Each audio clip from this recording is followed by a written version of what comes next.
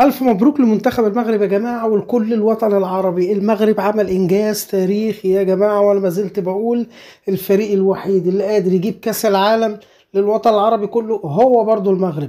ألف مبروك للمنتخب المغربي اللي بهدل النهاردة فرنسا في ماتش صعب جدا، وصل لحد ضربات الجزاء. وحاجة غريبة المدرب عملها، مدرب المغرب يا جماعة ده عبقري. مدرب المغرب بيعمل حاجة عبقرية في الكورة. الراجل طلع حارس مرمى عشان كان مصاب ونزل البديل، وطلع البديل في اخر ثانيتين عشان يصد ضربة الجزاء اللي هي جابت الفوز. كل حاجة محسوبة بالورقة والقلم. فريق المغرب يا جماعة مش هنقول زي البرازيل، ده هو احسن من البرازيل لانه كسب بالفعل البرازيل. النهاردة المغرب كل الفريق كان رجالة، الفريق كله كان حلو، الفريق كله كان بيلعب. مش ممكن ايه اللي بيعملوه ده في الملعب. اللاعب منهم بيعدي بالثلاثة والأربعة، وكرة جميلة، مش كرة برازيلية، لا دي كرة مغربية جميلة ملهاش حل يا جماعة. المغرب بيقول ان الزمن اللي جاي كله كرة مغربية، وحقهم اما الكبار يوصلوا للمربع الذهبي ودول يوصلوا للدور النهائي ويكسبوا فرنسا في ماتش صعب جدا.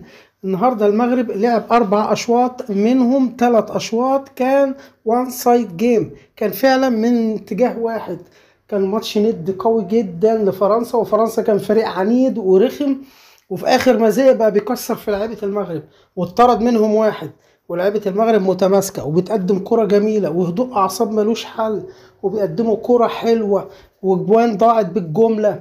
ناس عارفه بتعمل ايه يا جماعه. الشيء الجميل بقى ان المدرب ما غيرش الا لاعب واحد بس، وبقيه اللعيبه كلها هي اللي كملت المباراه في الاشواط كلها. النهارده فريق المغرب بيثبت ان اللياقه والمهاره في العرب موجوده، ان بس مش حكايه المهاره، لا واللياقه البدنيه كمان. لان النهارده الفريق المغربي لعب المباراه كلها بال11 لاعب، هم باستثناء لاعب واحد بس، غير طبعا حراس المرمى.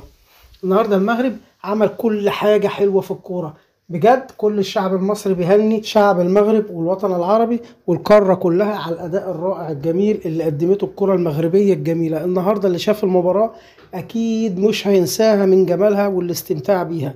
الكره المغربيه يا جماعه كره جميله جدا، بتعمل كل حاجه حلوه في الملعب. النهارده اللعيبه كلها كانت رجاله، حتى ضربات الجزاء اللي ركنوها بيلعبوا كرة ما تتصدش. ضربة جزاء حكاية مش ماشية بالعافية.